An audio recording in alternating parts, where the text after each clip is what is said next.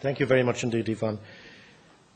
When I saw the title of this particular session, I must say the only implication that I could draw was that the political system is to blame for the mess we're in. And I'm afraid I don't agree. I certainly don't agree that it's as simple as that. The political system may take a share of the blame, but let's be quite clear. Responsibility for the depth of the crisis rests squarely with traceable decisions of the governments that preceded the crash. And it's necessary to say that, because blaming the political system is the new version of sure ye are all the same. Now, there may be some people, some visitors from outside here who don't know that phrase, but it's a defensive cry induced by osmosis in hardline Fianna Fáil supporters when approached by members of another tribe and when they can no longer defend the actions of their own tribe, defending the indefensible. You know, examples might be wrecking the economy, signing affidavits when memory fails, or maybe an entire political party claiming to live in Glenties for expenses purposes.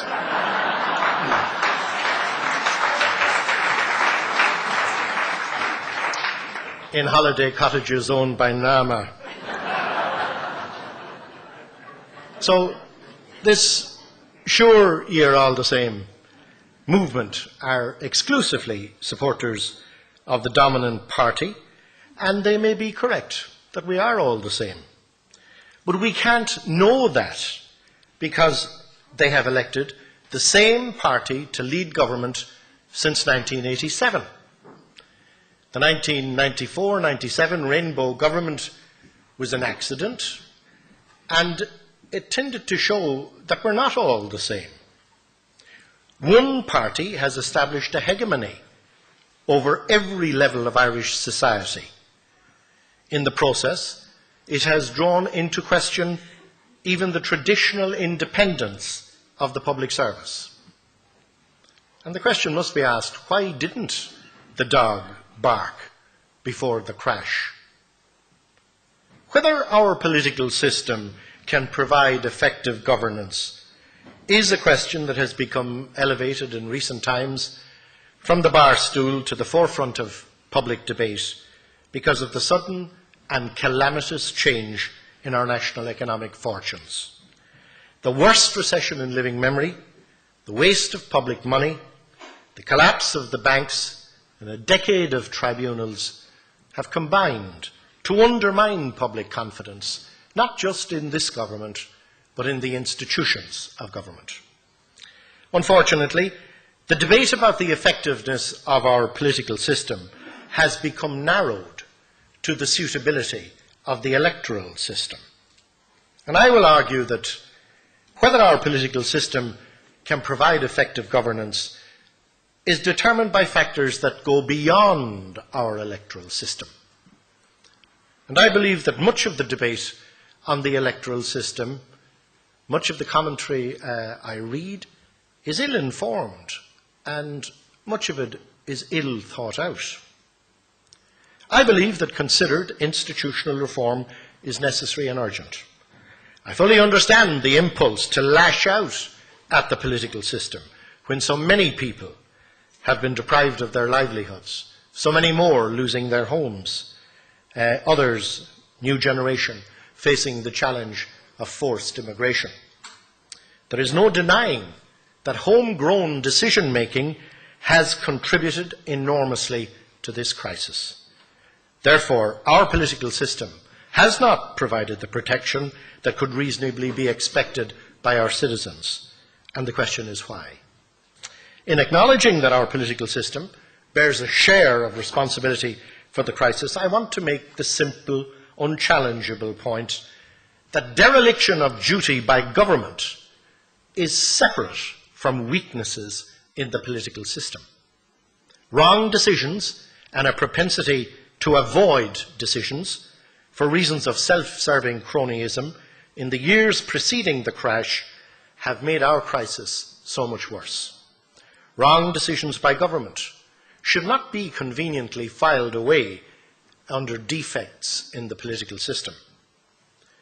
Proponents of change to the electoral system argue that if only we could change the electoral system and halve the number of TDs, the quality of governance would automatically improve.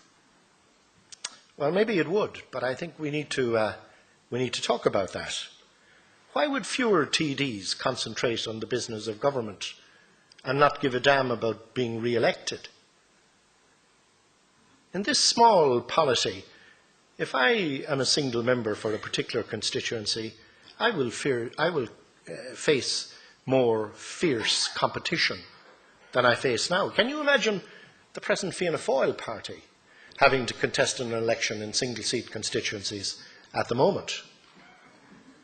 A terrible beauty might be born, but a lot of people here mightn't see it that way. Some argue that the new electoral system should facilitate the fast tracking of high achievers directly into cabinet without these outstanding individuals being overly put upon by the electorate. For these advocates of change, the question seems to be, how could an electoral system be devised that would transfer Michael O'Leary and Bill Cullen, Peter Sutherland and Dr. Ed Walsh directly into government? Throw in a star journalist or two and we'll never face another poor day.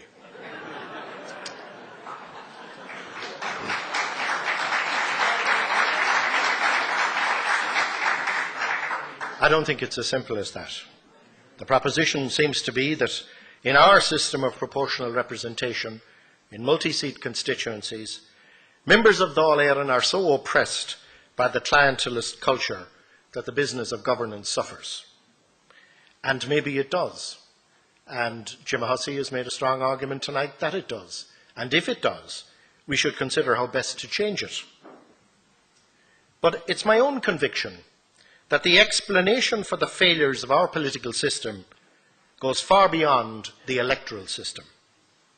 Later this week, the Committee on the Constitution will publish its report on this important issue, and the debate that Gemma has kicked off, I hope, will be conducted rigorously and robustly in the press. I think there's also something of the urban myth about the widespread belief that ministers are prevented from attending to their portfolios because of the daily demands of constituents. Not everybody may know that ministers have between 6 and 9 civil servants in their offices to ensure that constituents don't get near them and they can concentrate on affairs of government. Now, some of you may think it would be a good idea that they shouldn't concentrate on matters of government, but I'm making the point that they have staffs deliberately designed to avoid that pressure. According to Article 28 of Bunreacht na hÉireann, the government shall be responsible to Dáil Éireann. In practice, power within our system is centralised to government. The independent existence of Parliament and thus its capacity to hold government to account has become gradually more eroded over the last 20 years. More than ever before, government proposes and Parliament disposes. Dáil reform is only part of the solution. Oppositions are in favour of Dáil reform, but when oppositions become governments, their zeal somewhat abates.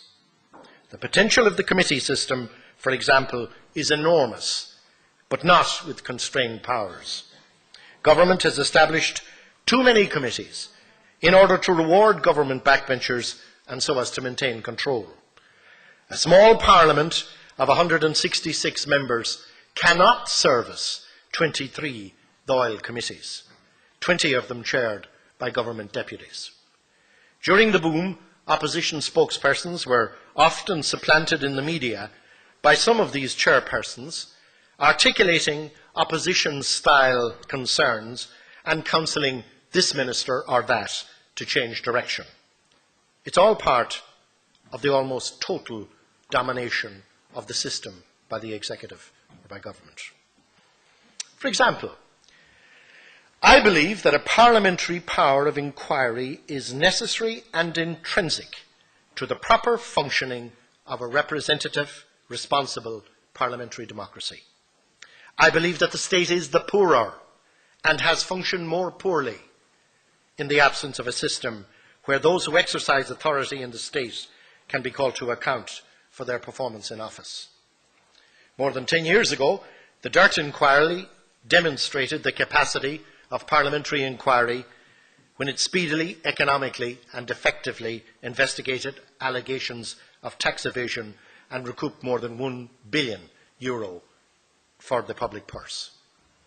People who exercised authority in the state system and in our banks were held to account, and they didn't like it. Consequently, when the subsequent inquiry into the shooting at Abbey Lara was struck down, the word was put out that it was the end of inquiry by parliamentary committee. I believe that the Abbey Lara inquiry myself ought never have been embarked upon, because parliamentarians should not put themselves in a position where they might be expected to adjudicate on an unlawful killing. However, it was not, I believe, the intention of the Supreme Court to kill off inquiry by parliamentary committee. I published the Committees of the Houses of the Oireachtas Powers of Inquiry Bill in February of this year, in order to restore the power of inquiry by parliamentary committee and to bring the law into compliance with the Supreme Court judgment. Dr. Gerard Hogan, SC, an acknowledged expert on the Constitution, told the Irish Times at the time, and I quote him, "Abbey Lara, while causing difficulties, did not slam the door shut, as many believe." He highlighted the distinction where the Supreme Court held that it was unconstitutional for the committee to make a finding that a named person committed an act of homicide, and an inquiry, for example, into the banking crisis. The government voted down that bill, a decision that would have met with the approval of senior civil servants who don't want to see the revival of a dirt-style inquiry by parliamentary committee. If there are government proposals to refurbish the law to permit inquiry by parliamentary committee, they're a bit like Colin McCarthy's earlier slides tonight. They're invisible. I have argued elsewhere and at some length for the revision of the 1924 Ministers and Secretaries Act to clarify the respective roles of the Minister and the Secretary-General. The 1997 Public Service Management Act seems to have only added to the confusion, a confusion that both Sir Humphrey and the Minister are very happy with. This ministerial departmental pact involves an abnegation of public personality on the part of civil servants and an excessive fascination with the role of the Minister. In return for defending his department as if its actions were all his own, the Minister is guaranteed that he will never walk alone and never be short of something to say in his own defence. In 2010, nobody in this room seriously believes that ministers should be accountable for every letter that goes missing, for every deportation order that is misfiled, and for every lapse when an official is out sick. And yet, this 19th century notion of personal ministerial responsibility, coupled with legal ministerial responsibility for all official departmental acts, and the legal competence of civil servants to perform such acts, without any necessary recourse to the Minister, all lead to a situation where accountability to the Oireachtas is demanded on an entirely fictitious basis. Both sides of the House know this to be so, yet that does not prevent both sides acting out their adversarial roles. During the last decade or so, the issues of civil service reform, strategic management initiatives, and so on, has meant that constitutional accountability, as delivered through the Convention of Ministerial Responsibility, has become fused with and by the managerial accountability. Can I remind you of what Sir Humphrey said about this? Sir Humphrey Appleby said, you remember in that series, and I quote him, "When a minister actually starts to run his department, things are going pretty badly. It is not the minister's job to run the department. It's my job, for which I have 25 years training and practice. If the minister were allowed to run the department, we should have 1, chaos, 2, innovations, 3, public debate, and 4, outside scrutiny." Now, that's plainly an appalling vista. And remember, the same Mandarin went on to define the role of the minister. And he said he had 3 functions. He said a minister's job is to act as an advocate. He makes the department's actions seem plausible to Parliament and the public. 2, he's our man in Westminster, steering our legislation through Parliament. And 3, he is our breadwinner. His duty is to fight at Cabinet for the money that we need to do the job.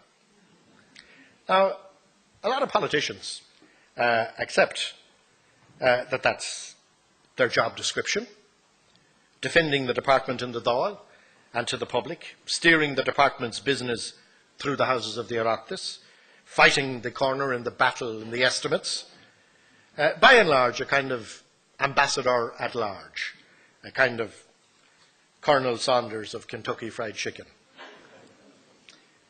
I believe that legislation should be enacted to permit the delegation by the minister of specific ministerial powers to specific officers who would, to the extent of the authority delegated to them, be accountable both within the department and also directly to the Oireachtas for the exercise of those powers.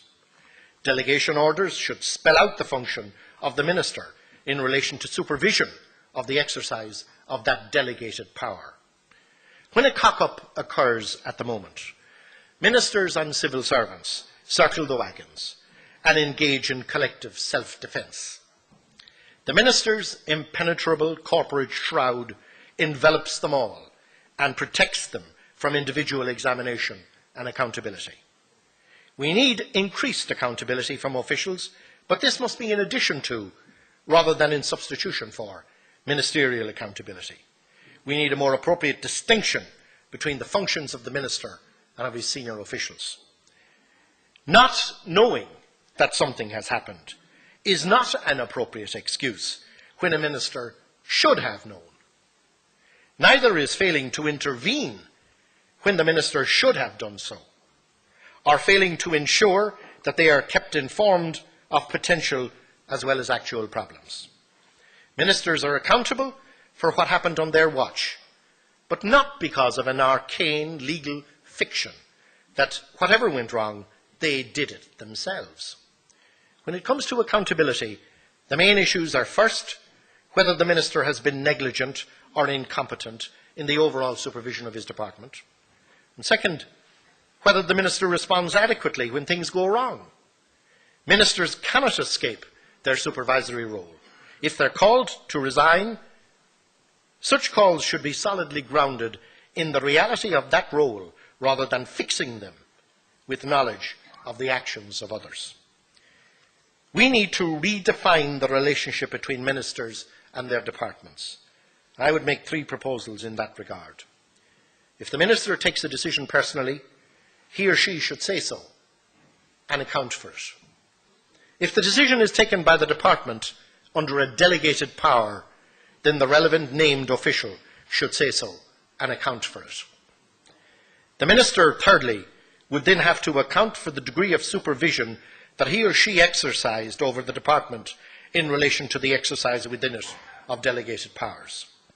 Senior civil servants are major players within our political system, and they should get credit for their achievements, and they should take responsibility when their decisions turn out badly.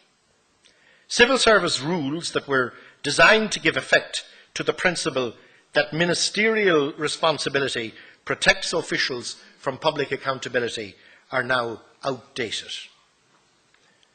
One further reform refers to our system of public expenditure, decision-making, and the need for parliamentary oversight. At present, the estimates are considered by the relevant Select Committee halfway through the financial year. The Public Accounts Committee does its job effectively and well, but it's an audit committee and examines for value for money after the event. There has been developed a generally accepted set of principles of taxation, rules and norms by which tax systems and taxation proposals may be measured and examined. Only more recently have we begun to turn the spotlight on principles of public expenditure. In a report that I prepared for the Public Accounts Committee in 2005, amongst other things, I recommended that the estimates formation cycle, the campaign, including the bilateral negotiations between line departments and the Department of Finance, commence much earlier, in perhaps January, and end by the summer. This happens, for example, in Netherlands and Germany. The idea was that there would be what might be termed a whole budgetary cycle. The ex-ante phase of the estimates, followed by Budget Day, followed by the Finance Act, and concluding with the ex-post aspect, principally the audit work of the Controller and Auditor General and the examination of his report by the Public Accounts Committee. Departments would be examined division by division and spending programme by spending programme, so as to work out what was intended, what was done to achieve that intention, what, if any, delays were encountered, what, if any, money was wasted. When was the last time this subject matter was thoroughly reviewed, and so on. Accountability, quality of advice, and I haven't dealt with that at much length, but it's been referred to by some other colleagues on the panel. Accountability, quality of advice, a system of parliamentary inquiry, reform of the Ministers and Secretaries Act, reform of the estimates and budgetary cycle, and reform of the Dáil's own procedures. All of these, I believe, would better enhance the capacity of our political system to deliver effective governance than simply testing the mood of the people on changing the electoral system to accommodate a more remote elite who may or may not do a better job. Thank you very much.